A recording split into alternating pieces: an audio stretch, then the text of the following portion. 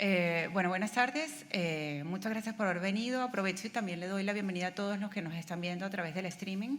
Mi nombre es Giselle Echeverry y soy la comisaria del programa del área de pensamiento de este Centro Cultural, que hoy llega a la última sesión de la tercera temporada del área de pensamiento y que mes a mes, desde septiembre del año pasado, ha ido dando cuenta de un orden del día como guía para reunirnos.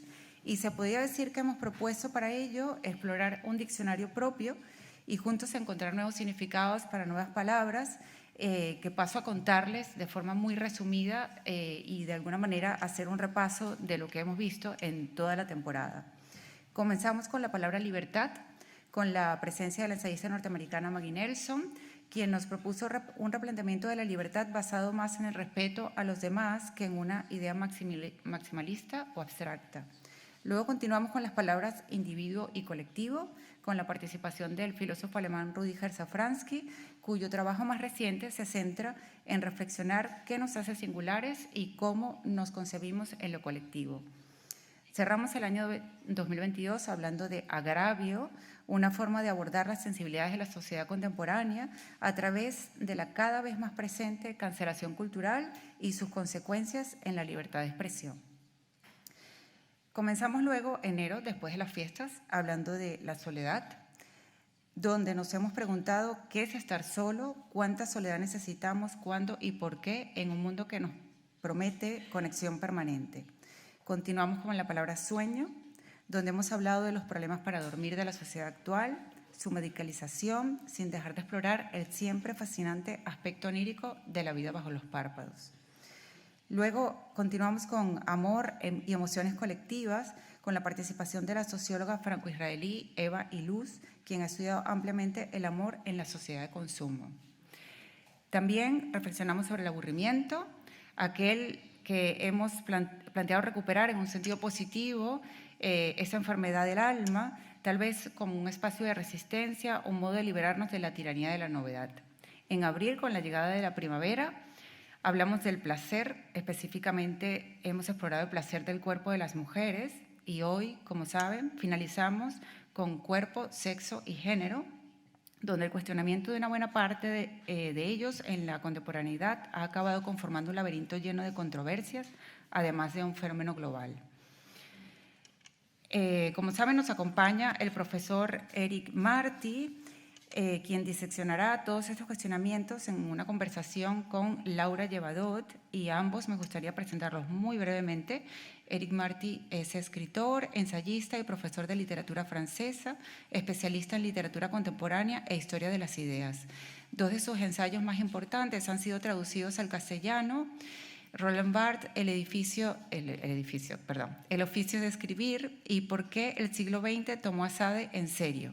Su libro más reciente, que es el que nos convoca aquí hoy en realidad, El sexo de los modernos, pensamiento neutral y teoría de los géneros, del género.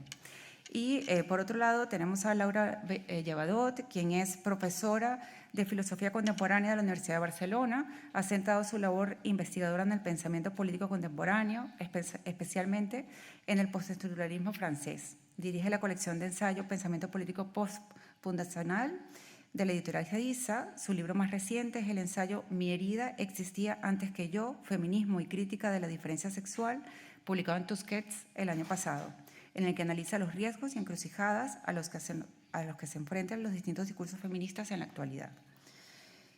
Quien quiera profundizar en todas las sesiones que yo les he ido contando puede hacerlo a través, viendo los vídeos que están colgados en la página web del Centro Cultural. Quisiera cerrar la temporada leyendo un fragmento del libro sobre la libertad de Maggie Nelson, el mismo que leí al comenzarla, en septiembre del año pasado. Vamos a necesitar métodos mediante los cuales sintamos y sepamos que otras formas de ser son posibles. No solo en un futuro revolucionario que tal vez nunca llegue, o en un pasado idealizado que probablemente nunca existió o que sea irremediablemente perdido, sino aquí y ahora. Los esperamos con más propuestas en septiembre del año que viene, de este año, y que este espacio para pensar en voz alta e interpretarnos en el diálogo en la siguiente temporada resignifique ese aquí y ahora con nuestras nuevas propuestas. Como acabamos hoy, le quiero dar un especial agradecimiento a todos los compañeros del Conde Duque, a todos ustedes que nos han acompañado durante todos estos meses. Y ahora sí, le doy la palabra a nuestros invitados. Gracias.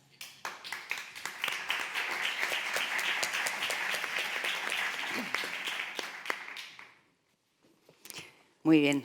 Bueno, pues nada, decir que es un placer estar aquí con Éric Martí, con todos vosotros. Vamos a hablar un poco a propósito de la reciente publicación, de la traducción de su libro, que es El sexo de los modernos, pensamiento de lo neutro y teoría del género. Y, bueno, un poco a propósito de esta cuestión del género, del sexo, etcétera, etcétera, todos los conceptos que vamos a estar sacando aquí. Voy a poner un poco en contexto, porque no sé si estáis, bueno, como muy habituados a cuál es la problemática o no, supongo que habrá de todo. Bueno, yo diría que la llegada de este libro en el contexto español creo que tiene que ver o que se va a leer desde una perspectiva eminentemente política que bueno, surgió a raíz de la aprobación la discusión, etcétera, de la ley de la identidad de género, lo que se llamó la ley trans, ¿no? Y como pues todos sabéis, en ese momento políticamente en España, aunque ha sucedido también en otros países, se enfrentaron como políticamente, pero aunque eso ya había pasado en la teoría, se enfrentaron estos dos tipos de feminismos, que si lo radicalizamos, pues diríamos un feminismo más TERF, que cree que el sujeto político del feminismo es la mujer, es decir, la mujer, la que tiene cuerpo de mujer, con vagina, etcétera, etcétera. Y, de otro lado, pues el transfeminismo, que entiende que hay otro sujeto del feminismo que no necesariamente es el de la mujer biológica. Entonces, bueno, esto es el contexto en el que nos llega a todos en Twitter, demás, ¿no? en los medios, pero en realidad, pues los que pues leemos teoría del género y filosofía y demás, pues ya sabemos de alguna manera, ¿no?, que esto viene como de muy atrás y que en realidad hay todo un trabajo teórico detrás que creo que es el que el libro de Éric Martí aborda. Y de hecho, digamos, lo interesante del libro es que hace un puente, enlaza todo lo que sería, lo que yo llamaría, pero esto también lo vamos a discutir, el postestructuralismo francés, es decir, pues Foucault, Deleuze, Derrida, Lacan, etcétera, etcétera, con lo que han sido la teoría del género y la teoría queer, ¿no? El libro es curioso, no sé si habéis leído, si habéis entrado, todavía no, pero es curioso la manera como aborda, porque es específicamente un estudio sobre Butler y sobre las fuentes de Butler, ¿no?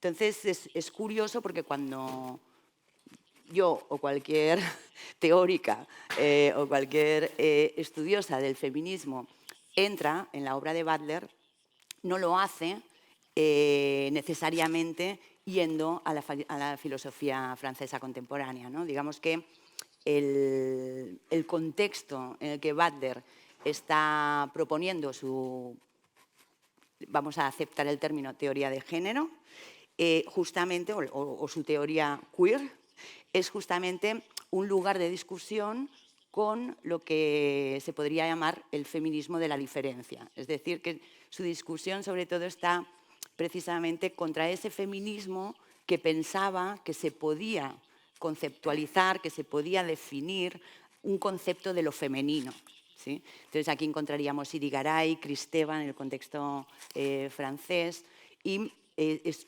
con eso con lo que desde el feminismo entendemos que Butler dialoga.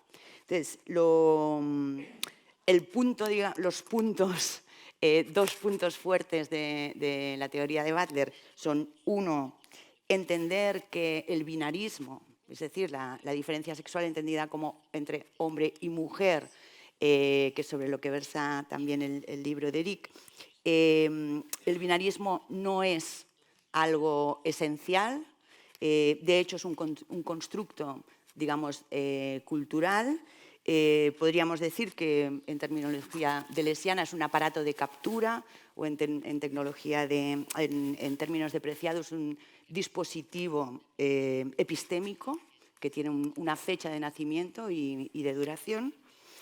Y de otro lado, pues, por lo tanto, no es algo natural este binarismo. Y de otro lado, la aportación que hace Butler a esta consideración del dispositivo es que funciona a partir del performativo, ¿sí? Es decir, que funciona a través de un cierto uso del lenguaje y cómo el lenguaje ocupa, dibuja, escribe nuestros cuerpos. Entonces, justamente el libro de Eric trata estas cuestiones, trata la cuestión de la diferencia sexual y trata la cuestión del performativo. Y bueno, pues le voy a hacer una serie de preguntas para que vaya desplegando un poco qué es lo que él se ha planteado. La primera pregunta, Eric, sería,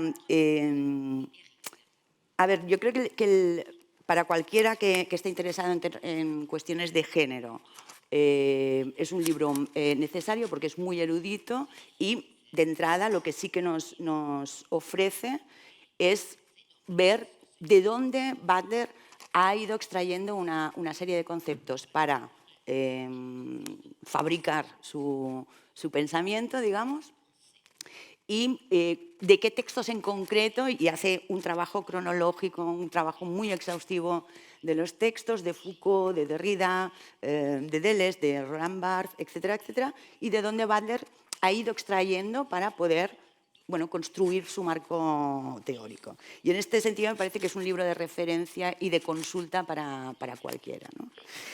Lo que sorprende, y esa es la pregunta, es como la operación que Eric hace a la hora de presentar, pues, estas fuentes del pensamiento butleriano. Y es la operación de oponer Butler a estos filósofos franceses, que son los que él llama los modernos, ¿no?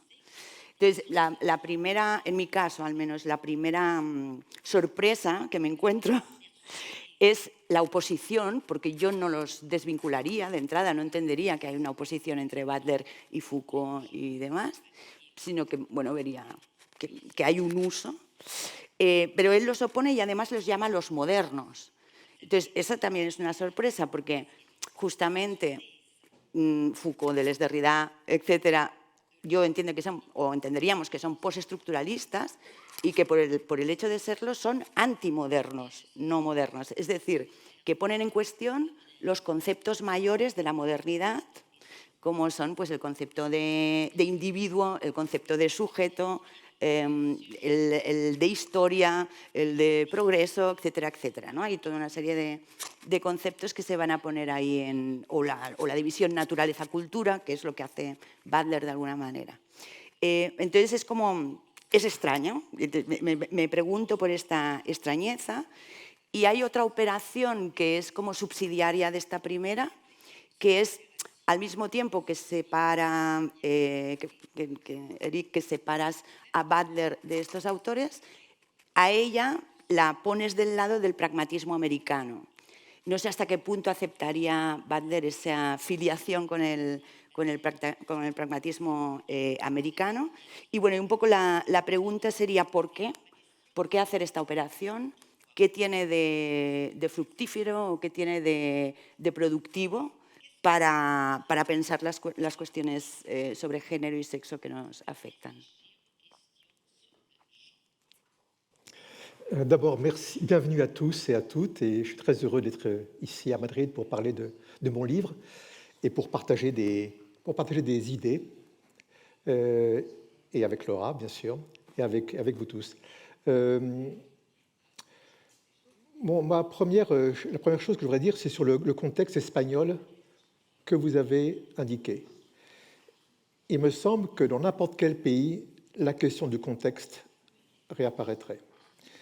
Et c'est ça qui est fascinant dans la question du genre telle que Butler l'a déployée, qui est devenue une question planétaire.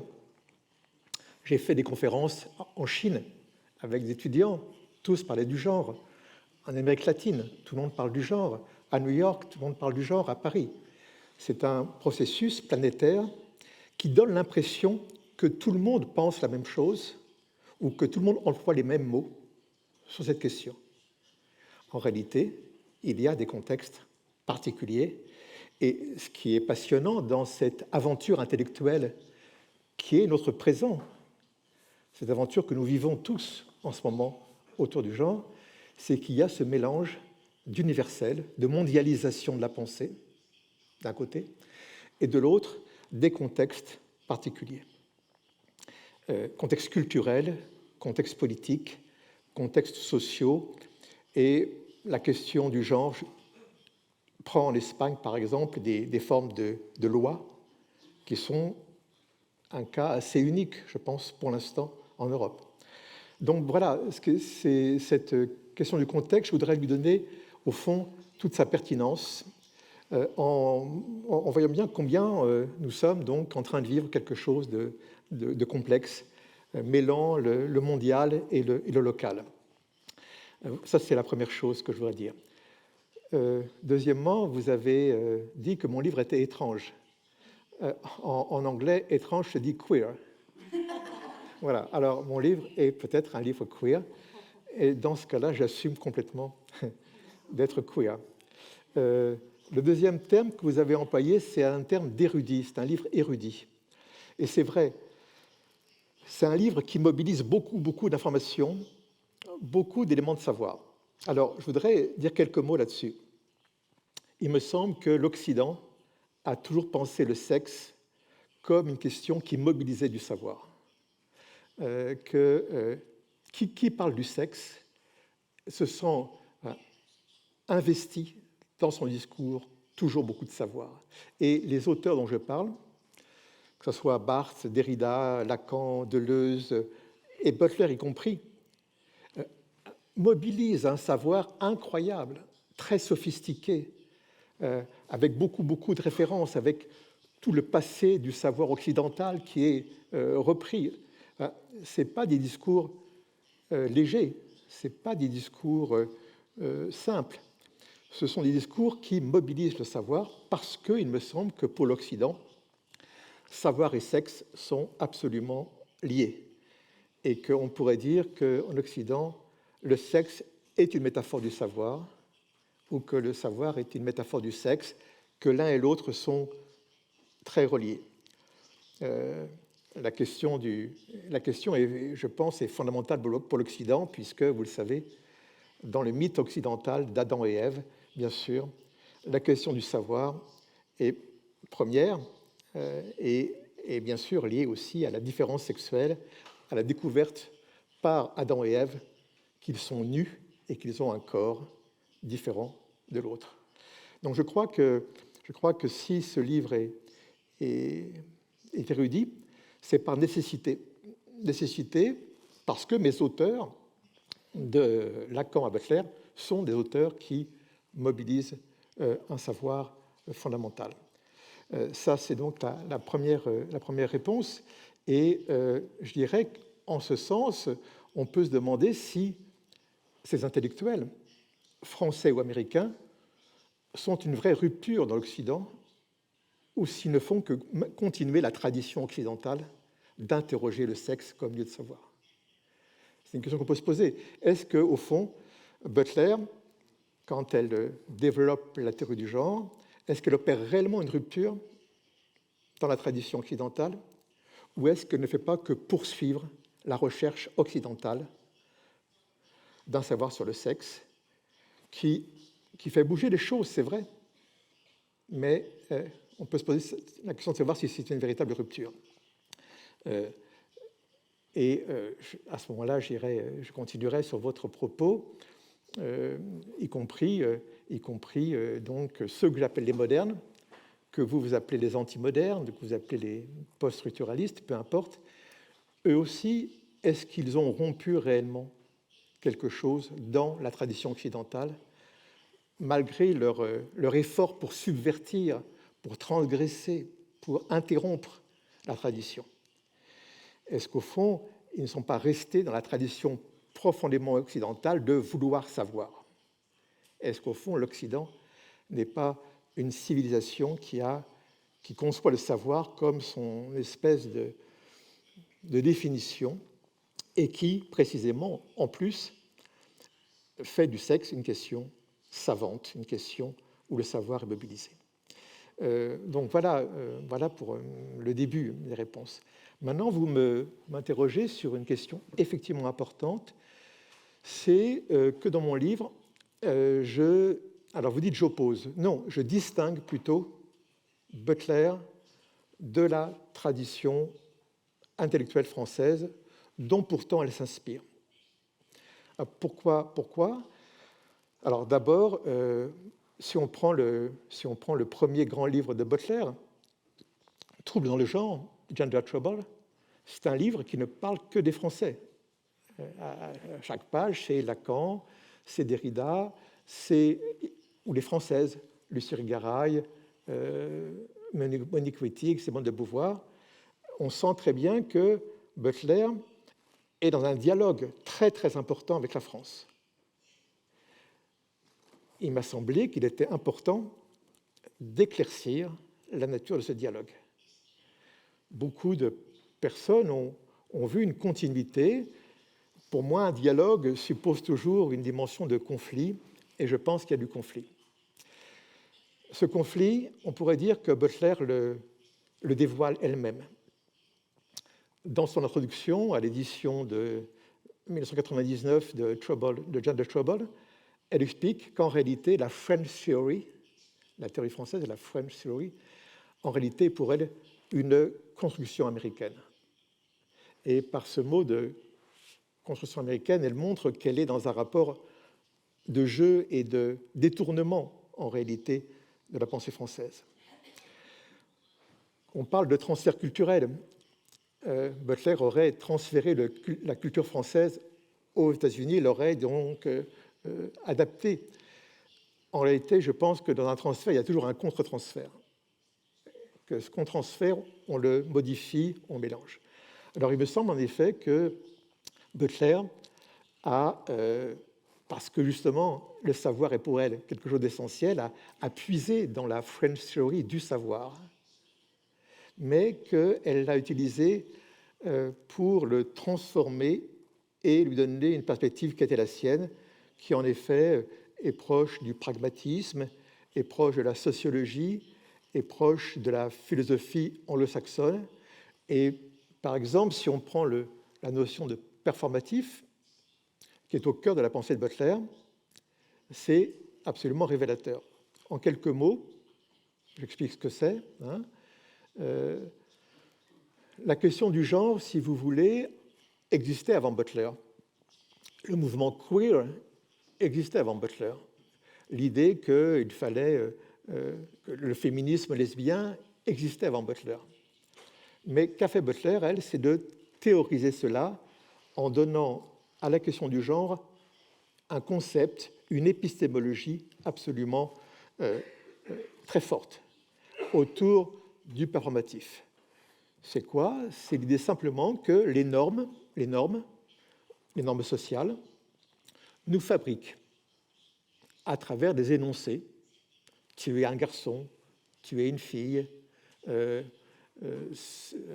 loi veut qu'on soit cohérent avec son genre. Donc les normes nous fabriquent avec des énoncés qui sont performatifs. Tu es une fille, nous performe l'enfant comme fille, ou tu es un garçon, performe l'enfant comme garçon. Le performatif, c'est simplement une manière de désigner le langage quand il fabrique, le langage quand il agit. Le langage n'est pas seulement quelque chose qui décrit le monde, le langage est aussi ce qui fabrique le monde. Et pour Butler, les normes sociales nous fabriquent. Pour cela, donc, elle a utilisé un concept qui est le performatif, qui, en linguistique, désigne les énoncés qui, précisément, sont des énoncés qui ont un effet dans la réalité, qui ne sont pas simplement descriptifs, mais qui sont réellement performatifs. Donc, ça, c'est du pragmatisme. Ça, c'est réellement la tradition pragmatique. Pragma, c'est l'action, c'est agir. Donc, le pragmatisme, c'est l'idée que le langage a des effets a des effets, des conséquences sur la réalité.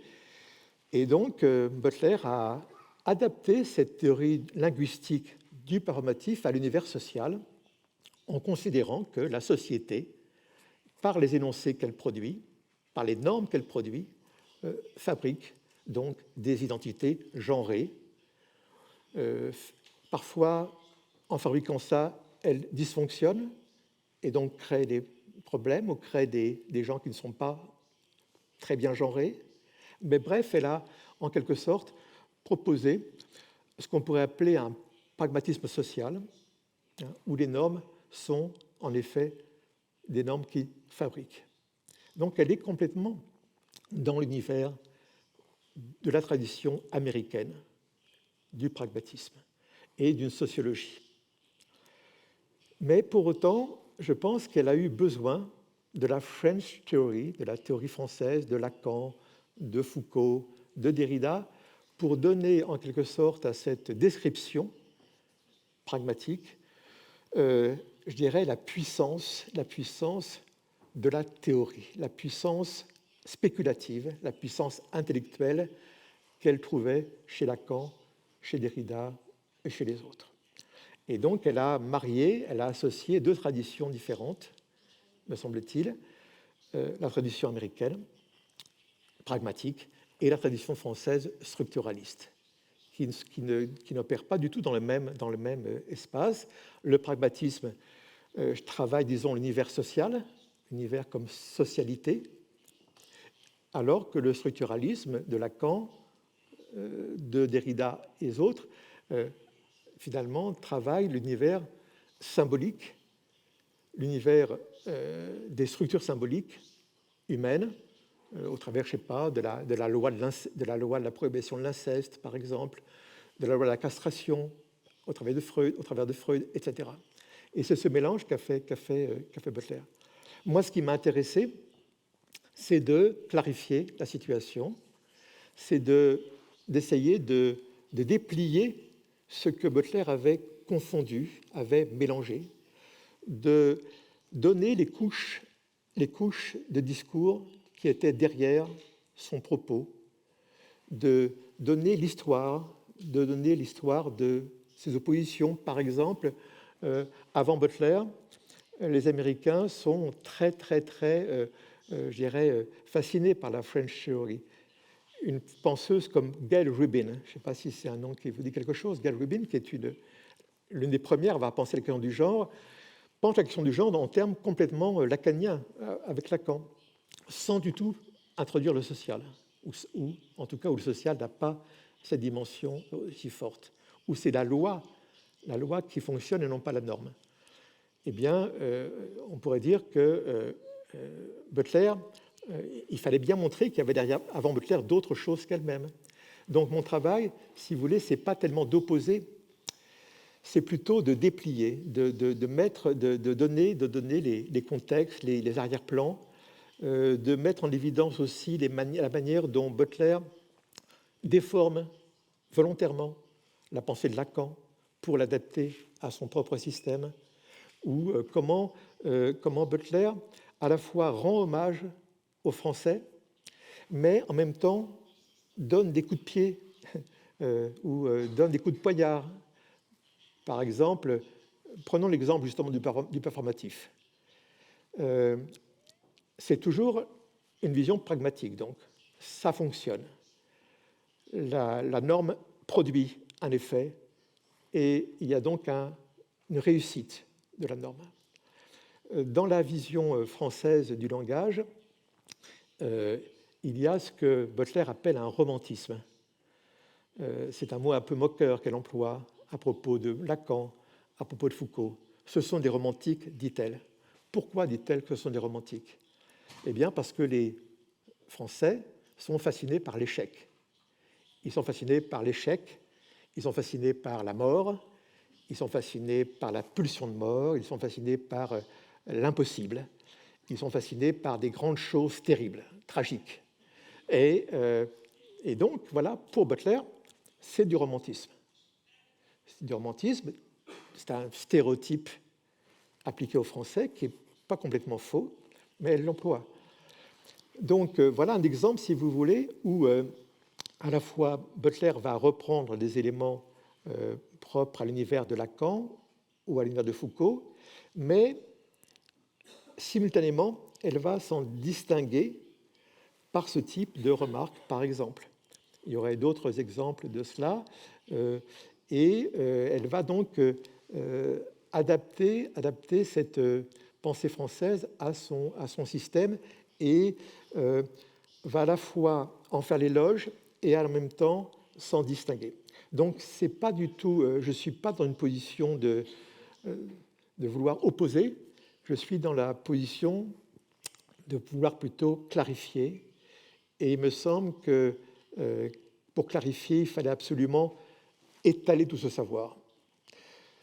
Étaler tout ce savoir, et d'où le fait que dans mon livre, non seulement je parle de Butler et je lis très, très méticuleusement ses textes avec beaucoup de soin, et j'essaie de voir comment ça fonctionne, mais dans ce livre, j'essaie aussi de faire l'histoire de la pensée de la French Theory, des penseurs français, parce que, au fond, il me semble qu'ils sont aujourd'hui un petit peu aplatis derrière la lecture de Butler et que leur singularité est un peu perdue.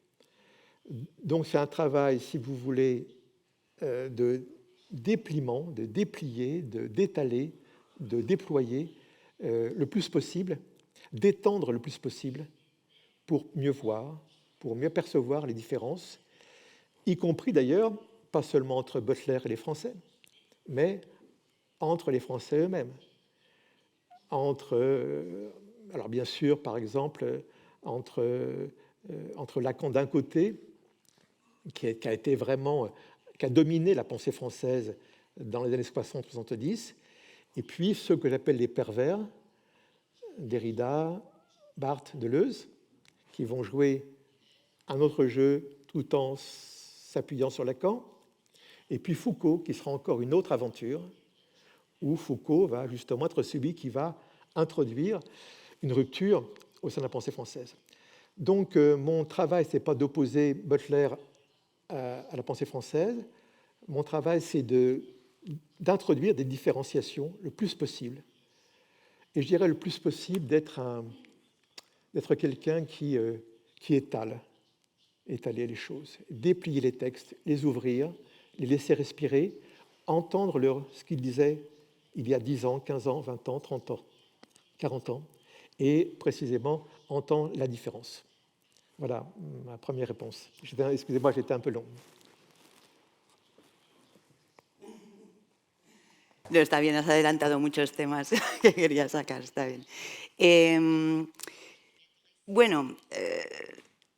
Solamente por seguir con esta cuestión del performativo un poquito más y paso a la siguiente cuestión. Pero, por ejemplo, esta posición que has hecho respecto al fracaso de lo romántico de los postestructuralistas, también está en Butler la cuestión del fracaso. Es decir, lo interesante es que el performativo fracasa, por eso pueden haber otras identidades de género que no son solamente hombres y mujeres. Entonces, también hay una... No sé, no veo como tan clara la diferencia. Sí que hay una reinterpretación en otro contexto y con otra problemática, sobre todo, que es la problemática del género, ¿no? No sé si estás de acuerdo con... Alors voilà, c'est une question vraiment importante de qu'est-ce qu'un échec, au fond, de quel ordre est l'échec. Butler a une vision, donc, comme je l'ai dit, pragmatiste du performatif. Encore une fois, je reviens, que c'est très important, sur ce qu'est le performatif. C'est un concept qui a été forgé par un philosophe d'Oxford, Austin, et qui a découvert que certains énoncés étaient des énoncés qui ne décrivaient pas, mais qui agissaient. Par exemple, si je dis, un prêtre dit « vous êtes mariés, vous êtes maintenant mari et femme », l'énoncé est un acte, puisqu'il réalise ce qu'il dit. Il réalise ce qu'il dit. Donc, et on pourrait multiplier les exemples d'énoncés qui sont très particuliers, qui manifestent, en effet, des énoncés qui réalisent ce qu'ils disent. bien sûr, parfois, ça peut échouer. Le prêtre se trompe, il fait un lapsus, il dit, voilà, ou alors il y a un incident, ça peut échouer. Mais chez Butler, et dans la pensée pragmatiste, les échecs sont des échecs circonstanciels. L'énoncé fonctionne ou pas, ça dysfonctionne ou ça fonctionne. Ce qu'on appelle les infelicities, les échecs en anglais, hein, c'est-à-dire c'est un... Voilà. Or, je dirais l'échec dans la pensée de Lacan, par exemple, c'est une pensée qui n'est pas du tout de l'échec de circonstance.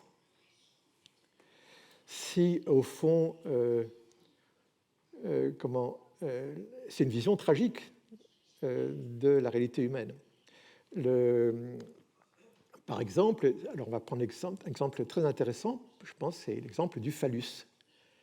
Le phallus est donc, pour Lacan, le symbole fondamental, je dirais, du masculin.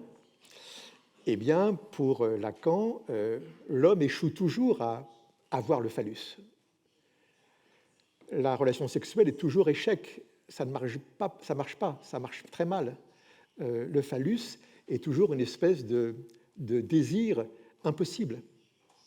Et s'il y a échec, ce n'est pas circonstanciel, c'est un échec de structure. C'est structurellement que l'homme échoue. Et le rapport que l'homme a avec le langage, avec lui-même, avec son corps, est chez Lacan toujours vu dans un pessimisme terrible. Et Butler remarque d'ailleurs qu'en effet, ce pessimisme est insupportable. Lacan fait de la loi, donc, par exemple, la prohibition de l'inceste. C'est une des lois fondamentales, ça vient de chez Freud, hein, l'inceste comme prohibition, c'est une loi fondamentale qui organise la sexualité, qui organise la différence sexuelle et qui organise donc le rapport de l'homme à son propre corps et de la femme. Eh bien, cette prohibition d'inceste, elle est précisément une source d'angoisse pour Lacan. Ce n'est pas du tout une norme qui organise, c'est une loi qui angoisse. Pour Lacan se pose la question pourquoi l'homme vit-il toujours dans l'angoisse de perdre son sexe, d'être châtré, d'être castré? Pourquoi le rapport de l'homme à son propre sexe est toujours un rapport d'angoisse? Qu'est-ce qui fait que l'angoisse est au cœur même de la condition humaine? Ce n'est pas un échec de circonstance. Ce n'est pas comme quand il y a un problème de communication. Butler est pragmatiste, elle est dans la communication humaine. Elle analyse les interrelations, les interactions entre les discours sociaux, les individus. Alors, en effet, vous l'avez dit, en gros, ça marche très bien, puisque nous sommes quand même, et c'est vrai, bien genrés, bien formatés par les énoncés sociaux, mais heureusement, il y a des dysfonctionnements qui font qu'il y a une marge par laquelle les choses ne sont pas aussi rigides que cela. Mais nous sommes, voyez bien, dans des échecs complètement de communication, dans un univers de la communication humaine. On n'est pas du tout dans l'idée d'un échec qui serait au cœur de l'être humain.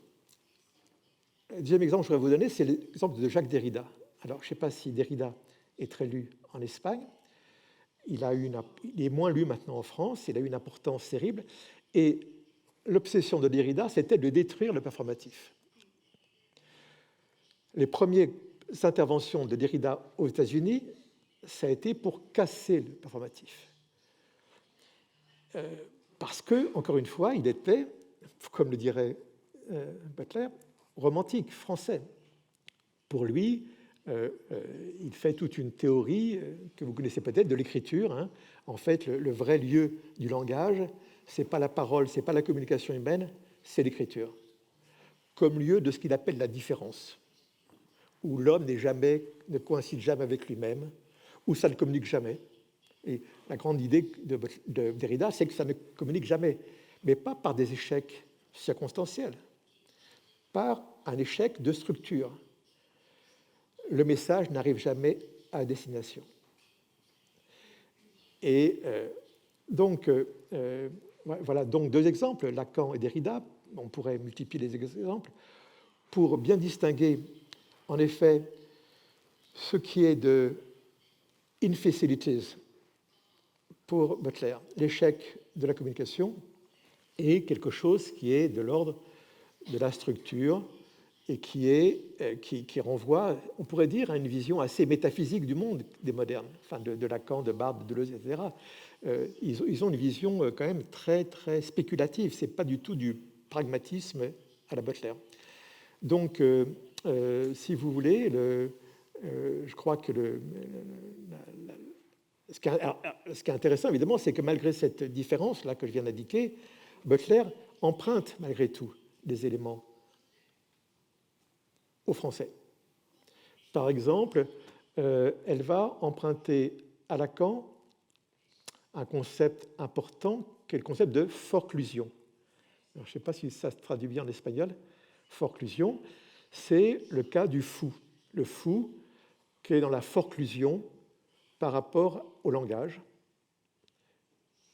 qui est forclos au langage, qui a une sorte et qui est en quelque sorte dans un rapport de fermeture à l'égard du langage. Alors, ce concept de forclusion, Butler l'emprunte. Parce que, évidemment, grâce à la clinique psychanalytique, on a des exemples d'effets extraordinairement spectaculaires, des effets de la forclusion. Et elle va l'adapter à la censure. Elle va dire, voilà, quand il y a une censure sociale, censure anti-gay, anti-lesbienne, censure, voilà, il y a des phénomènes de forclusion. Alors que ce sont évidemment deux mondes qui n'ont rien à voir. Dans la censure, c'est des problèmes de communication. La censure empêche la communication. Dans la forclusion, c'est quelqu'un qui est complètement étranger au langage et à l'usage du langage. Et bien néanmoins, Butler va transposer l'exemple de la forclusion parce que les descriptions cliniques de la psychanalyse sont en effet très puissantes, très fortes, pour l'utiliser pour décrire des phénomènes de censure sociale et ainsi va confondre ces deux univers. Voilà donc trois exemples, je pense, où on voit bien que l'échec n'a pas le même sens. Si on le prend dans l'univers de la communication sociale, dans l'univers des normes et dans l'univers du pragmatisme, et si on le prend dans l'univers romantique, entre guillemets, des penseurs français qui font, il faut le dire, des œuvres très abstraites, très, très spéculatives. Quand on lit Derrida, quand on lit Lacan, lorsqu'on lit Deleuze, Barthes, ils ne parlent pas de la société, ils ne parlent pas des problèmes sociaux, ils ne parlent pas des problèmes qu'on rencontrent les gays ou les lesbiennes, ils ne parlent pas des problèmes, non, ils parlent de choses extraordinairement, je dirais, abstraites, comme, je ne sais pas, alors voilà, prenons l'exemple, avec Deleuze a écrit un livre sur Sacher-Masoch, sur Sacher-Masoch. Et donc, pour penser le sadomasochisme et la perversion. Il prend le texte de Sacher-Masoch pour développer l'idée du système pervers, autour d'un concept très fort chez lui, qui est la dénégation. Le pervers est celui qui est dans la dénégation par rapport à la réalité, qui construit une réalité complètement personnelle, intérieure, et qui construit donc un langage particulier. Eh bien, Gail Rubin va beaucoup se moquer de Deleuze en disant pour vous, le SM, c'est Sacher-Masoch. Non, le SM, c'est pas ça. C'est les pratiques dans les bars de New York, c'est les pratiques dans les saunas de Los Angeles, c'est les pratiques. Voilà, c'est ça le SM.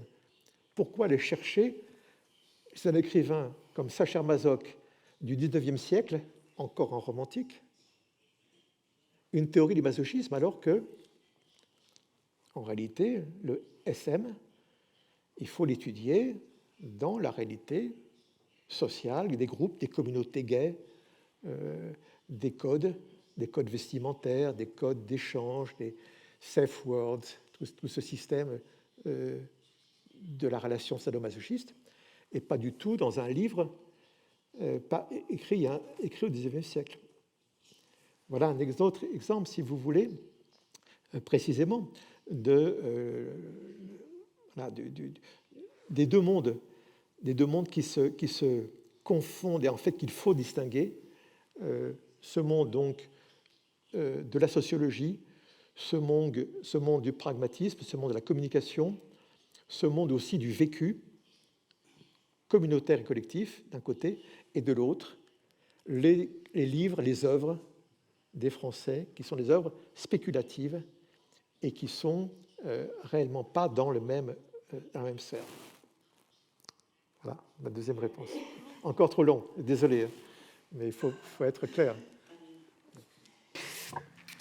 Bueno, yo discutiría un poco, justamente el concepto de escritura en Derrida haría imposible distinguir entre lo sociológico y lo teórico, ¿no? Porque todo es escritura. Entonces, no acabo de ver la oposición pero bueno, no vamos a entrar más aquí. Aprovecho esta cuestión del fracaso para que fracasemos mejor ya. Je peux répondre, si vous... ¿Sí? Ah, ¿quieres? Sí. Parce que c'est très important. Alors, l'un des rôles de mon livre, c'est effectivement de reconstituer la pensée des théoriciens français parce qu'il me semble que la lecture de Butler les a aplatis. Ce n'est pas une critique. Hein, je pense de son point de vue, il a eu raison de faire ça. Sa stratégie personnelle, disons, l'a amené à réécrire et à réécrire tout cela et à l'intégrer à sa propre problématique.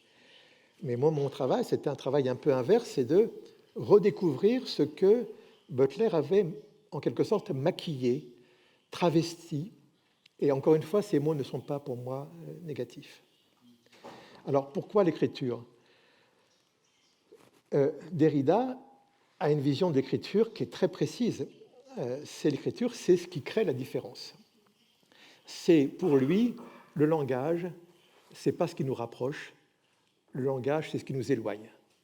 Le langage est un lieu d'intervalle infranchissable entre les individus.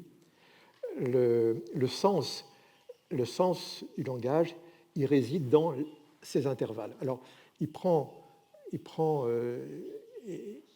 pour lui, la parole est une chose qu'il rejette. La parole, précisément, c'est ce qui donne l'illusion de la communication.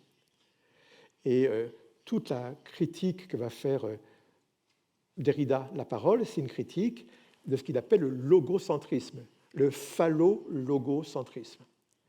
C'est quoi le phallo-logocentrisme ? C'est l'idée occidentale d'une identité entre parler, être et le patriarcat. Il y a une sorte d'identité entre tout ça. Tout coïncide, la parole comme autorité, la parole comme présence et l'autorité même patriarcale. Là-dedans, il introduit de l'écart, de la différence, de l'impossible, de l'intervalle, du retard. Et c'est l'écriture qui introduit tous ces éléments-là. C'est l'écriture qui fait que... Et donc, il va s'intéresser à tout ce qui produit ça. Kafka, qui va être un grand inspirateur de Derrida, mais pas seulement. Maurice Blanchot. En fait, beaucoup de littérature. Et c'est ça aussi qui distingue Butler des Français. Les Français, ils sont dans la littérature, fondamentalement. Derrida, il ne fait jamais d'aussi beaux textes philosophiques que lorsqu'il parle de Kafka, de Blanchot, de Genet et des autres, d'Artaud. Parce que c'est dans l'écriture, précisément, qu'il va trouver le lieu, un espace où on n'est plus dans l'illusion d'une présence, on n'est plus dans l'illusion d'une communication, on est dans la vérité de l'absence, on est dans la vérité de la différence et dans la dissémination du sens, et non pas dans dans le décentrement du sens, et non pas dans la plénitude d'une parole qui croit parce qu'elle parle, qu'elle existe, qu'elle coïncide avec elle-même. Les modernes, et Derrida en particulier, sont des gens qui veulent tout casser, tout déconstruire. Déconstruire la parole. L'écriture est un moyen de déconstruire l'illusion de la présence, l'illusion de la présence à soi, l'illusion de la communication. Et d'où le fait que Derrida, par exemple, va s'attaquer de manière presque folle au concept de performatif. Depuis le début jusqu'à la fin de sa vie, il ne va cesser de tenir des discours où il veut montrer que non, le performatif est un faux concept. Il prétend que, parce que c'est un concept qui justement est dans l'illusion d'une coïncidence. Une coïncidence. Je vous déclare mari et femme, il y a coïncidence entre la parole et la réalité. Voilà. Eh bien, l'écriture doit déconstruire tout ça. La société fonctionne à coup de coïncidence. Il faut déconstruire la coïncidence. Et l'écriture est tout ce qui vient brouiller la communication. Et c'est incroyable parce que même jusqu'à la fin, Derrida va inventer un mot très important. Derrida aimait beaucoup inventer des mots, et c'est aussi très typique des Français de vouloir construire, de vouloir créer des mots. Il va inventer le mot pervers formatif. Je ne sais pas comment ça se traduit en espagnol. C'est possible, à mon avis. Pervers formatif. Voilà. Pervers formativo. Perfecto. Eh bien, le pervers formatif, c'est un mot très intéressant. C'est ce qu'on appelle un mot valise, un mot fait de deux mots, pervers et performatif. Pervers formatif. C'est quoi? Eh bien, c'est qu'il faut pervertir le performatif. Le performatif, c'est justement quelque chose de très, très normatif, qui fonctionne très bien, qui marche 9 fois sur 10, qui est dans le pragmatisme. Eh bien, pervertissons le performatif par le pervers formatif. Et ça, c'est très, très français, c'est l'écriture. C'est la sophistication intellectuelle, parfois un peu agaçante, des Français, de créer des concepts très troubles, très complexes, qui jouent avec les mots.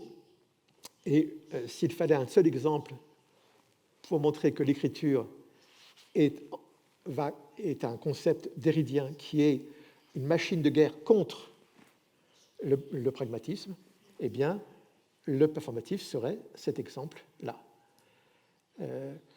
Et il y a une forme d'obsession chez Derrida contre cela.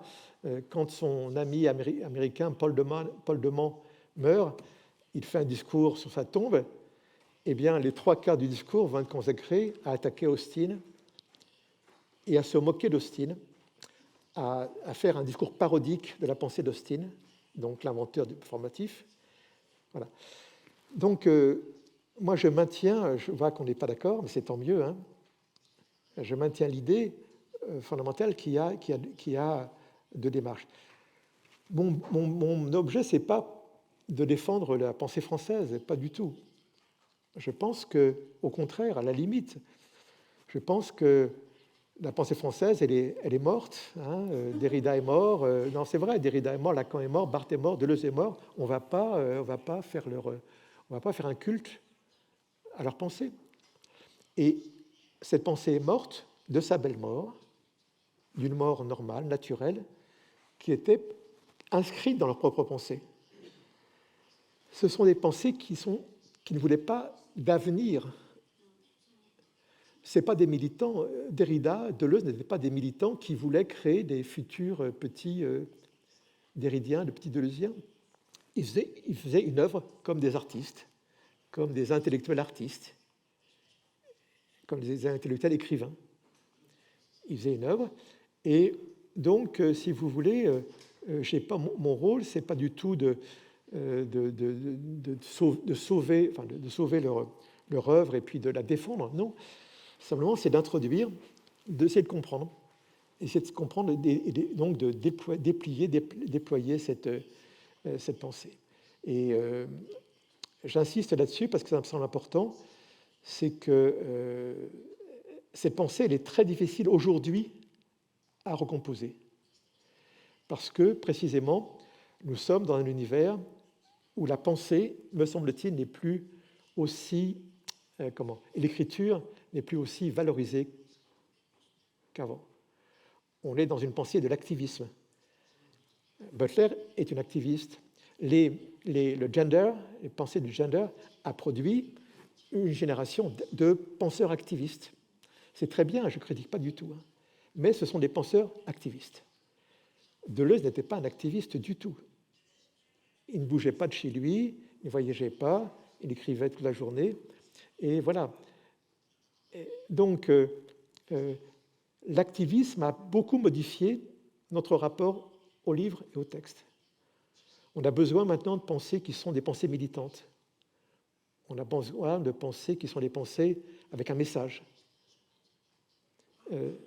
Or, ce qui caractérise justement Lacan, Derrida, Deleuze, Barthes, c'est que c'est des pensées d'abord très très difficiles, avec une pensée avec beaucoup d'obscurité, et c'est des pensées qui n'ont pas un message, et c'est des pensées qui n'ont pas une fonction activiste. Il y a un côté très esthétique.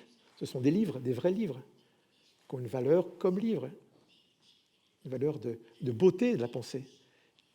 C'est en ça qu'ils sont assez traditionnels, en fait.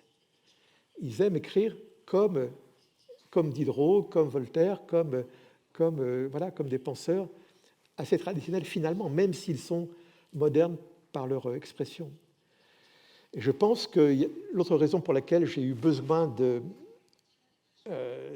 raconter, d'écrire, de bien mettre au clair leur pensée, c'est qu'elle est difficile aujourd'hui à retrouver spontanément, parce que nos habitudes intellectuelles ont beaucoup changé par rapport à cette époque. Aujourd'hui, il est très très dur de lire Derrida, Lacan, Deleuze. Ce sont des pensées très très très écrites, très très complexes, qui aiment jouer, qui sont dans une ambition esthétique. Ils veulent tous être de grands écrivains. Ils veulent tous faire de beaux livres. Eh bien, tout cela est un peu en dehors de nos habitudes contemporaines, qui sont des habitudes de rapidité, d'efficacité, d'agir. Et encore une fois, je pense qu'il y a eu une grande rupture, et on y reviendra peut-être, mais cette rupture, pour moi, elle est importante à noter. Alors, d'une certaine façon, oui, c'est vrai, on peut dire que j'oppose finalement, pour finir, les choses. Mais cette opposition, elle a d'abord comme une visée pédagogique, théorique, de faire entendre des voix qui ne sont plus forcément audibles. Voilà. Encore une fois, un peu long. Más, un poco demasiado largo. Bueno, pues te hago una última pregunta, entonces. Je vais vous poser donc Uy, ahora se he perdido. Bueno, ¿me escuchas? Sí. Vale. Y después doy paso a preguntas del público, si os parece. A mí me interesaba personalmente, no sale en el libro, pero me interesaba la discusión entre Butler y Zizek, ¿sí? Y creo que si hay mucho lacaniano aquí, pues igual también les podría interesar, que está sobre todo en Contingencia, Hegemonía, Universalidad, pero que también aparece en textos de Butler porque hay un diálogo así soterrado, ¿no? Entonces te quería preguntar, o sea, yo entiendo que en realidad, diría yo, todos los autores de los que hablas, Deleuze, Derrida, Foucault, etcétera, están tratando de oponerse o de superar o de plantear una lógica diferente a la de la diferencia sexual binaria. De hecho, en el libro sí que lo dices que son perversos frente a la ley de Lacan, ¿no? Y de alguna manera están tratando de salir o de contestar a Lacan. Entonces, Zizek, como viene de la escuela eslovena, donde están trabajando Lacan y Marx, sí trae de nuevo a Lacan y trae de nuevo la cuestión de la diferencia sexual. Y Zizek, porque lea Kopček y Šupansky y demás, entiende que la diferencia sexual es real, ¿no? Entonces los lacanianos sabréis que es real con la Iglesia hemos topado. De hecho, habla de la piedra de lo real, ¿no? Entonces, la discusión de Butler con Zizek es que Butler le dice, bueno, eso que vosotros llamáis real, la diferencia sexual, en realidad lo que estáis haciendo es elevar lo empírico a trascendental, ¿no? Es decir, coger algo que es histórico de facto y lo convertís en algo ontológico, ¿sí? Esa sería la respuesta de Butler. A mí me parece interesante que lo que le responde Zizek, y volvemos a lo del fracaso que tú estabas diciendo, es que, bueno, que porque la respuesta de Butler es, estáis elevando esto, lo histórico a ontológico, y además haciendo esta operación lo que hacéis es excluir, porque hay mucha gente que no se identifica con el binarismo, ¿no? Por lo tanto, no podéis entender desde este paradigma ontológico a toda la gente que no se identifica como hombre o como mujer. Y Zizek le responde, que es lo que me parece interesante, no, justamente el hecho de que haya trans no es porque no lo entendamos porque vamos con el aparato binario, sino que el hecho de que haya trans demuestra que la diferencia sexual es real. Y lo dice porque entiende que justamente eso es lo imposible, pero es imposible la diferencia sexual para el trans y para el que no es trans. Es decir, que en realidad al poner la diferencia sexual como real, está diciendo que nadie nos podemos identificar ni como hombres, ni como mujeres, ni como nada, ¿no? Y entonces, bueno, incluso llega a decir que la mujer es la primera trans. Entonces, una frase como esta. Entonces, te quería preguntar sobre esto. ¿Qué pensabas de esta discusión entre Butler y Zizek? Merci, c'est une question qui est difficile. Je ne sais pas si Zizek est très important en Espagne. En France, il est vu un peu avec méfiance, comme un peu un joueur.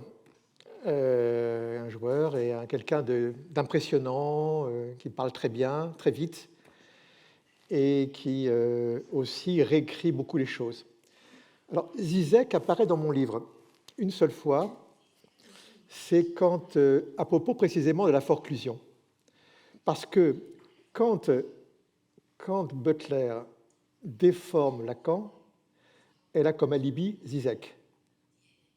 C'est-à-dire que dans ce passage sur la forclusion, où donc, je l'ai dit, Butler récupère le concept de forclusion pour l'adapter à l'ascension sociale, hein, quand elle fait cette opération-là, elle utilise une citation de Zizek pour justifier cette défiguration de Lacan.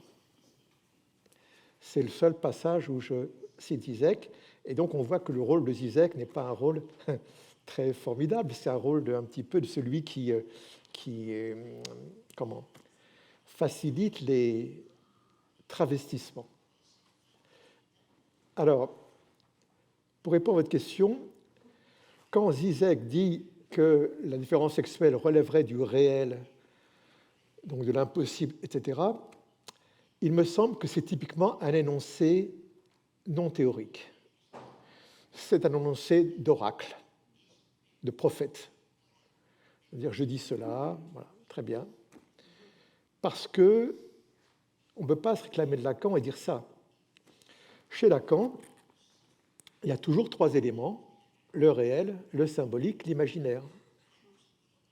Et la différence sexuelle relève du symbolique, à savoir le phallus, qui est le symbole qui fait que l'homme et la femme ont à se situer par rapport à lui. Le symbolique, donc, la différence sexuelle est organisée autour de ce seul élément de symbole qu'est le phallus. Mais la différence sexuelle relève aussi de l'imaginaire, puisque l'homme et la femme, ce sont des images du corps. Et d'ailleurs, le travestissement, le travesti par exemple, est typiquement une manière de jouer avec l'image du féminin et où le moi du sujet s'identifie à la femme à travers le costume, à travers la robe, à travers les faux seins, à travers la perruque. Donc, les différences sexuelles, c'est aussi de l'imaginaire, c'est-à-dire de la manipulation d'images par lesquelles le moi trouve à s'identifier. Et enfin, en effet, la différence sexuelle pourrait être aussi de l'ordre du réel, au sens où on constate, par exemple, dans le phénomène trans, en effet, un désir d'accéder au vrai sexe. L'idée qu'il y a un vrai sexe auquel le trans ou la trans veut s'identifier, l'idée qu'il y a un vrai sexe suppose bien que ce sexe-là existe quelque part dans le réel. La démarche même de vouloir accéder, la démarche d'aspirer au vrai sexe suppose bien que cette... Et c'est d'ailleurs l'argument que vous donnez de Zizek, hein, qu'en effet... Donc, je crois qu'il faut toujours penser la différence avec les trois éléments qui permettent à ce moment-là d'être très dialectique et pas du tout de se soumettre à cette différence sexuelle comme impérative. Si la différence sexuelle est de l'ordre du symbolique, à ce moment-là, c'est plus de l'ordre de la nature. C'est autour d'un symbole que ça s'organise. Donc, le symbole, il s'échange entre femmes et hommes. La différence sexuelle peut bouger. Si c'est l'imaginaire, pareil. Il n'y a que quand c'est dans le réel que ça résiste, mais même dans le réel, on voit bien que il y a des possibilités de plasticité du genre, puisque, en effet, le trans est certain, persuadé, par exemple, d'être une femme, même s'il a un pénis, et le trans peut être persuadé d'être un homme, même s'il a un vagin. Donc, je crois que le lacanisme, et pas Zizek, permet de penser à une plasticité merveilleuse permise par la différence sexuelle. Et même les pervers auxquels je m'intéresse, qui sont Barthes, Derrida et Deleuze, vont trouver avec le neutre, une autre case, ni masculin ni féminin, mais neutre. Une case où le neutre permet aussi de jouer avec le binaire. Il n'y a jamais de binaire. Le binaire n'existe pas. Le binaire produit toujours un élément des suppléments, pour reprendre le mot de Derrida. Le supplément, c'est ce qui précisément, je dirais, décentre le binarisme. Et l'invention du neutre, qui est une grande notion qui obsède beaucoup Barthes, obsède beaucoup Deleuze, obsède beaucoup Derrida. La différence est un neutre. Vous voyez, l'écriture, la différence est un espace de neutre.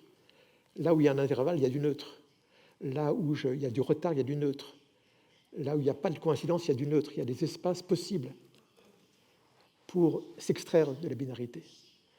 Eh bien, le neutre est encore une façon de jouer avec la binarité. Donc, je crois que alors, maintenant, pour Butler, la différence sexuelle, c'est une pure construction sociale. Elle est de l'ordre des normes, et là aussi, alors il me semble que c'est un petit peu léger comme lecture, parce que elle est quand même, on pourrait se demander comment ça se fait que c'est planétaire, comment ça se fait que malgré les variations, eh bien, on retrouve dans toutes les civilisations l'opposition de masculin et féminin. Si c'est seulement social, on comprend mal le caractère universel de cette binarité.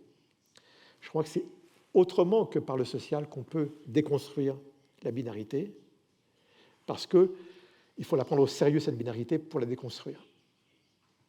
Il me semble que quand Butler ne fait de la différence sexuelle un simple artefact social, elle ne prend pas assez au sérieux cette binarité, et par conséquent, sa déconstruction risque d'être faible. Il me semble qu'il faut au contraire la prendre au sérieux, parfois presque au tragique, et voir même dans la binarité elle-même le lieu où elle se déconstruit elle-même. Par exemple, la pensée du genre critique le fait d'être très genré, d'être excessivement féminin, excessivement masculin, parce que ce sont des stéréotypes. Alors donc, c'est condamné, ce sont les stéréotypes, il ne faut pas. Mais au contraire, moi je trouve qu'il y a un vertige du genre dans l'excès de genre. Marilyn Monroe était une femme très genrée. Mais quel vertige du genre dans son excès de genre. L'excès de genre n'est pas une simple construction sociale stéréotypée et donc faible. Non, la construction du genre est une catégorie qui est construite sur des éléments beaucoup plus profonds que le simple norme sociale. Et je crois que donc, en ce sens, la différence sexuelle, en effet, est une chose très profonde. On peut la penser dès lors qu'on la pense en termes d'imaginaire, donc tous les jeux de plasticité, le travesti, l'identification. On peut le penser en termes de symbolique, comment on situe par rapport au phallus, castration pour l'homme, désir de pénis pour la femme, échange des rôles, capacité de la femme à soutenir le phallus masculin, projection de l'homme, de son phallus sur la femme, par sa beauté, par sa puissance physique. Tous les jeux sont possibles, etc. etc. Donc, je pense que le problème, à mon avis, là, et c'est là encore une fois qu'on voit une différence entre Butler et puis la pensée, la French Theory, c'est que je crois que l'idée d'une simple construction sociale, une norme sociale, n'est pas, à mon avis, suffisante pour précisément permettre une vraie déconstruction, une vraie émancipation. Et d'ailleurs, on a constamment des problèmes par rapport à ça. Par exemple, dans les écoles, on utilise la théorie du genre pour séparer les filles et les garçons. C'est quand même bizarre. Dans les pratiques aujourd'hui en France, je pense que c'est pareil en Espagne, on dit, voilà, il faut réserver les endroits pour les filles, pour que les filles jouent, parce que sinon elles vont être écrasées par les garçons. Et on le fait au nom d'une pensée du genre. C'est un problème tout de même. Comment la pensée du genre qui vise à dissoudre les genres, à undoing gender, à défaire le genre, en vient à des positions où, au contraire, on renforce le genre. À mon avis, c'est parce que c'est une vision strictement sociale et idéologique de la question du genre, alors que le genre et le sexe mobilisent des choses, des forces beaucoup plus profondes que les simples forces sociales et idéologiques. J'ai été encore trop long. Désolé. Demasiado largo, una vez más. Lo siento. Bueno, es fácil de entrevistar, por eso. Gracias. Bueno, pues abrimos preguntas al público. ¿Queréis comentar algo? Uy, ¿cuánta gente? A ver, había por ahí, ¿de acuerdo? Sí.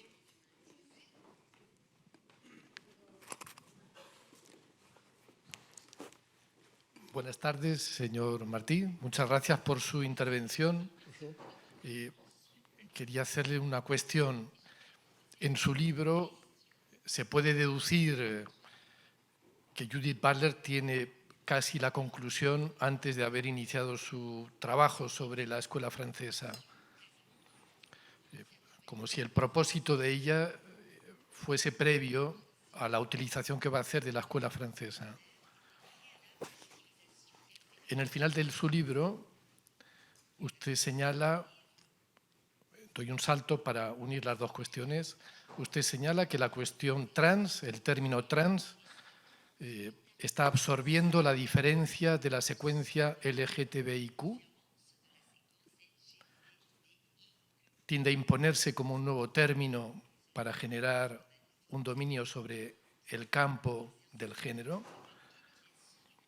borrando la diferencia, por ejemplo, con la cuestión del transexualismo. Esta diferencia entre lo trans y el transexualismo solo se puede explicitar si podemos orientarnos por la lectura que hace Jacques Lacan. En Judith Butler, por ejemplo, está borrada esa diferencia. Entonces, vuelvo a lo que introducía. ¿Cuál piensa usted que es la idea de Judith Butler antes de iniciar todo este trabajo sobre la teoría francesa? ¿Qué pretende Judith Butler? C'est une très belle question, un peu romanesque au fond, puisqu'il s'agit de s'interroger sur tout un travail et de dire pourquoi. Pourquoi passe-t-elle par l'Europe pour revenir aux États-Unis, par exemple? Pourquoi ce voyage? Pourquoi ce transfert?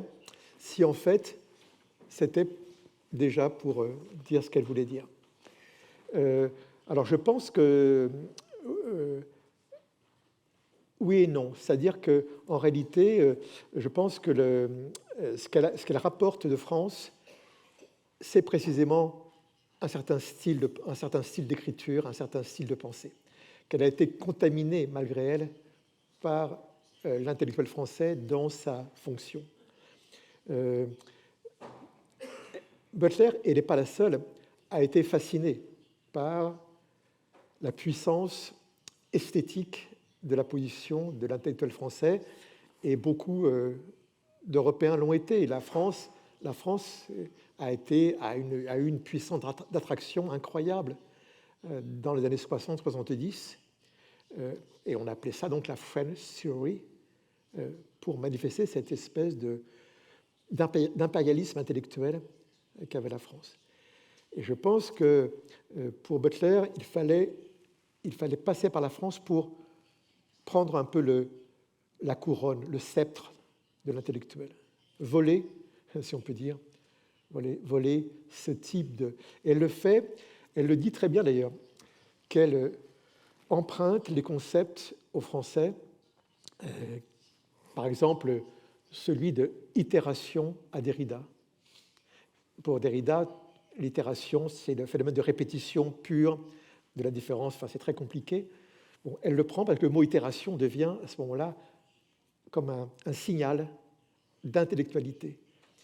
Et on pourrait donner d'autres exemples où forclusion, c'est pareil, c'est une manière et beaucoup de mots chez Butler viennent du français, enfin, sont liés au français.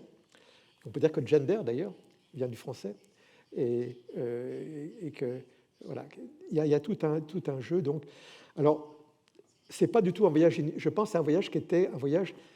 Alors, pour être simple, je dirais que pour moi, Butler n'est pas une théoricienne, c'est une stratège, quelqu'un qui a une stratégie de pensée. Et c'est très important.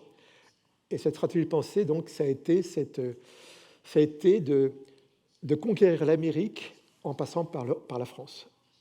Une sorte de voyage comme ça.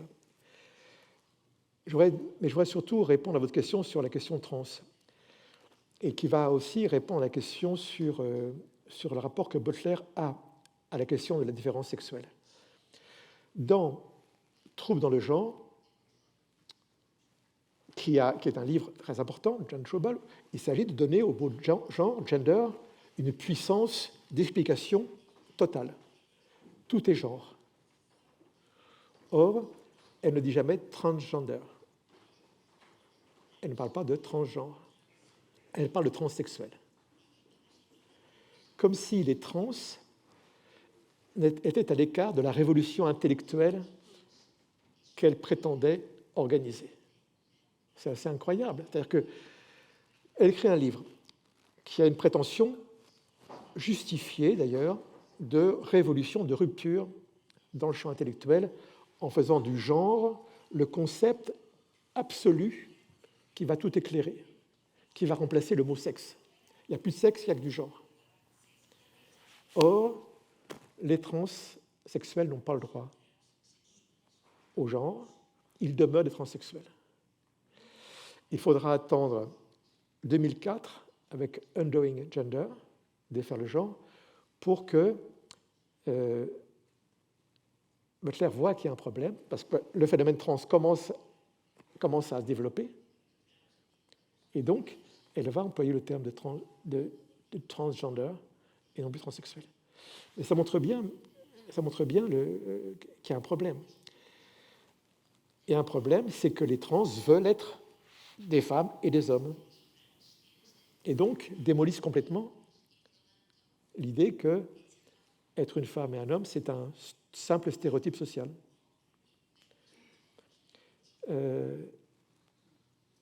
Donc on a ici un phénomène très intéressant sur le plan de l'histoire, et mon livre, vous l'avez dit, se termine par une sorte d'épilogue où je dis en gros, ben voilà, l'histoire du genre est terminée, un nouveau signifiant a surgi, signifiant trans, et ce signifiant, il élimine complètement l'épistémologie de Butler sur le genre, parce que les trans, ils veulent pas justement défaire le genre. Je raconte une anecdote que raconte elle-même Butler. C'est pour ça que ce n'est pas du tout malveillant, c'est elle-même qui le raconte, où elle raconte qu'étant dans un festival queer, une trans avait un grand panneau « Fuck off Judith Butler ». Voilà. Parce que Butler l'empêchait d'être une femme. Hein? Donc on voit bien qu'en réalité, l'histoire qu'on vit aujourd'hui, c'est non seulement une histoire qui est à la fois planétaire et locale, comme je le disais, mais c'est aussi une histoire qui est sans arrêt de conflit. C'est-à-dire que comme si le sexe ne pouvait pas s'empêcher d'être un objet de convoitise. Il faut maîtriser la question maîtriser la question du savoir sur ce qu'est le sexe. Alors, il y a des règnes comme ça. Il y a eu le règne de la French Theory, la perversion comme lieu de reconstruction de la différence sexuelle et de la binarité. Puis après, deuxième règne, Butler, le genre. On oublie la perversion, tout ça, c'est des histoires d'esthètes romantiques français. Le genre, pour déconstruire la binarité. Et depuis le début du XXIe siècle, le trans vient détrôner le règne du genre en ouvrant à une nouvelle aventure de nos corps, parce qu'on est tous concernés par la question trans, elle nous parle tous, et on ne sait pas évidemment Alors je pense que ce qui me frappe beaucoup actuellement, c'est le retour en arrière, c'est-à-dire comment le phénomène trans produit des réactions de violence incroyables, de violence et produit un effort théorique dans l'autre sens, comment la pensée conservatrice, au fond, développe une démarche de régression. Et quand même, c'est incroyable que Vladimir Poutine ait dit que la guerre contre l'Ukraine, c'était une guerre contre les trans et compagnie que l'Europe ne cesse de produire. Donc il y a des enjeux quand même assez incroyables derrière tout ça. Et voilà, je suis un peu éloigné, mais voilà ma réponse en tout cas. Pero, bueno, esto era lo que quería decirles. Una más y... ¿Sí? ¿Aquí? Sí, bueno, ok. ¿Se oye? No. Dime. ¿Se oye? Sí, ahora ¿Verdad? sí. Bueno, en primer lugar, gracias a Éric Martí y gracias a Laura Llevador también por sus preguntas. Ha sido un placer escuchar esta conversación. Me gustaría introducir un tercer elemento tomando lo que dijo Éric Martí sobre Lacan de sus tres dimensiones, real, simbólico, imaginario. Quería decir que me parece que no podemos hablar de Lacan exclusivamente como un pensador, al estilo de Foucault, Derrida, etc., porque él piensa una experiencia, que es la experiencia analítica, en la cual lo que se trata es el goce del cuerpo por medio de la palabra. Más bien lo mismo que Freud, sí. Freud es un teórico, es alguien que pensó, pero también inventó una praxis. Entonces, dentro de los intelectuales franceses, Lacan tiene un lugar diferente por su relación con la praxis analítica.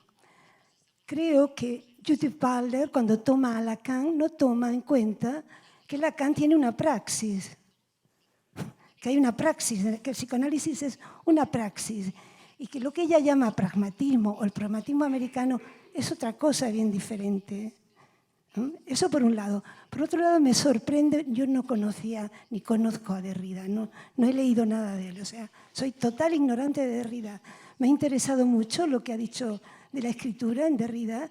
Me preguntaba cómo piensa Derrida que se escribe la escritura, porque recordaba una anécdota que cuenta Lacan de Michel Leiris, otro escritor francés, una anécdota. Parece ser que siendo niño él se confunde con la palabra heureusement, la dice mal. Entonces, que es felizmente, él la dice mal la palabra y la madre le corrige esta palabra y eso queda en él como una escritura que hace de él un niño triste para siempre. Entonces, es por vía de la palabra que algo se escribe en el cuerpo. No sé cómo piensa Derrida la escritura si no tiene relación ninguna con el cuerpo. Eric, excusemos. Vamos a recoger otra pregunta y así Eric puede contestar las dos, si os parece, ¿vale? Que ya son las finales. Aquí, por favor. Ahí. Buenas tardes. Mi pregunta va a ser mucho más aterrizada. Le quería agradecer que me ha iluminado una intuición que tengo cuando escucho discursos políticos en España alrededor de la ley trans, como han dicho al principio, o incluso a mi hija de 15 años cuando vuelve del colegio para hablar de temas de género y sexo. Y la intuición es la siguiente. Es como si hubiéramos cogido todo un discurso filosófico ultrateórico del postestructuralismo, lo hubiéramos trasladado con una intención pragmática, ¿no? Como el recorrido que ha explicado, y lo estuviéramos aterrizando a nuestra vida diaria, ¿no? Como si coger toda esa teoría, ese discurso que tendría que haber estado en ese universo filosófico teórico de la escritura, y lo hemos cogido, hemos hecho así y lo hemos llevado a la realidad sin mucha reflexión a veces, ¿no? Porque yo escucho algunas veces a mi hija, le digo, pero tú sabes de qué estás hablando cuando utilizas esas palabras, ¿no? En la política me pasa lo mismo. Cuando la gente utiliza ciertos términos, incluso oigo cosas como no distinguir entre sexo y género, ¿no? Cosas muy básicas del discurso teórico. Entonces, me ha regalado usted una fundamentación teórica, una intuición que me parece bastante preocupante, por otro lado, ¿no? Y quería saber cuál sería su opinión en este caso. Gracias.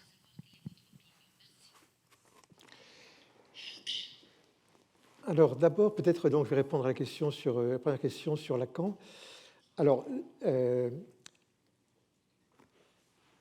Lacan a en effet ce qu'on appelle l'expérience clinique, c'est-à-dire qu'il a des patients et que, en réalité, sa théorie, elle ne se soutient que de l'expérience clinique. Au fond, quand Lacan parle de l'envie de pénis de la femme, par exemple, hein, voilà, eh bien, cette envie de pénis de la femme, qui est l'envie d'avoir un pénis, hein, l'envie de posséder le pénis, eh bien, le support de cet énoncé, c'est l'expérience clinique. C'est à partir de l'expérience clinique que ce genre d'idée a pu se construire. Et pareil, l'idée que la petite fille, par exemple, eh bien, se constitue par rapport à la mère comme offrant à la mère un phallus imaginaire, tout cela relève de l'expérience clinique. Et en ce sens, en effet, Lacan se distingue de ce qu'on pourrait appeler les écrivains que sont Barthes, Derrida et Deleuze. Mais ce que Lacan offre à ses écrivains, c'est un récit merveilleux, le récit clinique. La grande base du récit lacanien, c'est la castration, le complexe de castration. Ce que j'ai raconté tout à l'heure, l'homme vit dans l'angoisse de perdre le phallus. Et l'homme vit dans un rapport de disharmonie par rapport au phallus, et la femme, elle vivrait dans le manque. Ce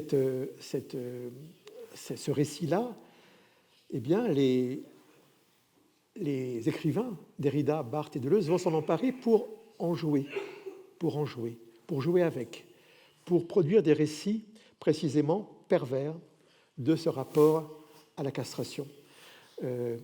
Ça va être Barthes, par exemple, avec un livre qui s'appelle SZ, où il va s'intéresser à un roman de Balzac autour d'un castrat, d'un chanteur de l'époque italien, de l'époque de la baroque, et il va être fasciné par la manière dont la castration, telle que Balzac la raconte par son personnage, eh bien, va produire toute une crise profonde de la parenté, des rapports entre personnages, crise profonde de tout symbolisme, crise profonde même de la socialité, puisque, par exemple, ce castrat est immensément riche et que sa fortune lui vient de la castration. Vous voyez donc comment Barthes va utiliser un récit, va utiliser Lacan pour, en quelque sorte, faire une sorte de récit fasciné, de fascination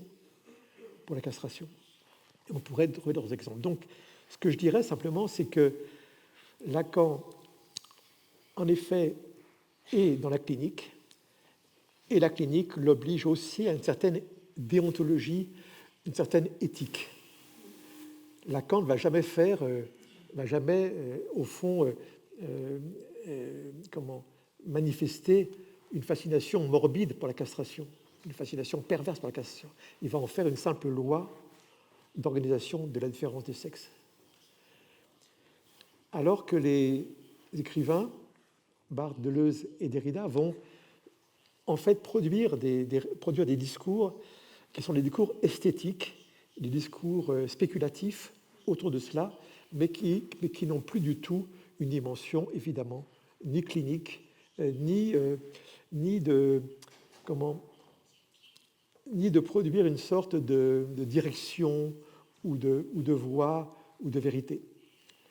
Donc, vous avez raison, hein, j'ai peut-être un peu confondu, évidemment, les noms parce que mon exposé m'obligeait à aller vite, mais je distingue bien, d'un côté, Lacan comme celui qui, comme clinicien, produit en effet une anthropologie, une clinique, une métapsychologie, enfin, toute une pensée qui est fondée sur l'expérience clinique, et de l'autre, en quelque sorte, une sorte d'expérience de pensée qui se distingue profondément de Lacan.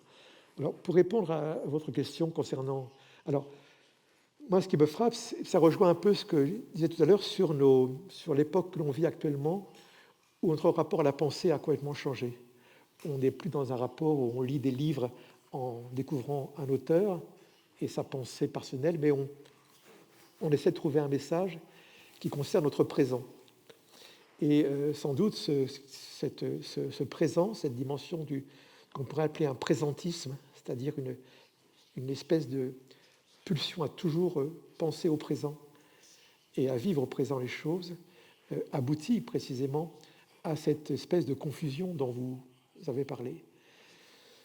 Le mot trans, c'est un mot problématique, parce que c'est un mot typiquement lié, je pense, au présentisme, c'est-à-dire à ce besoin d'avoir des jouets, des outils pour notre présent. En effet, c'est quoi trans? Ça représente des expériences humaines très très différentes. Entre votre fille ou ma fille, qui peut s'interroger sur son identité, et puis le jeune garçon brésilien, pauvre, des favelas, qui va se faire mutiler pour se prostituer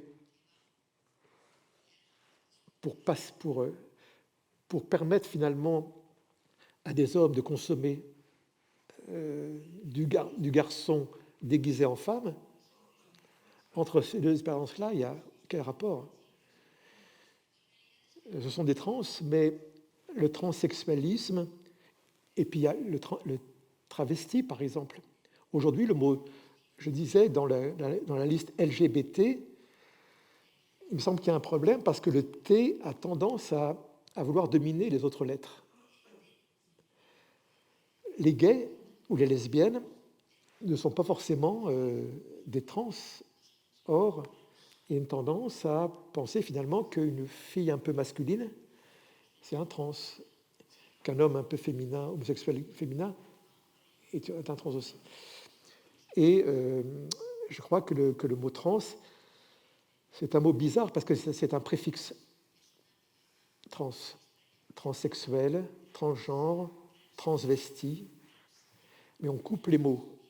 On enlève le sémantisme sexuel, gender et travesti. Et on n'a plus qu'un préfixe. Et est-ce que ce préfixe peut vraiment faire sens?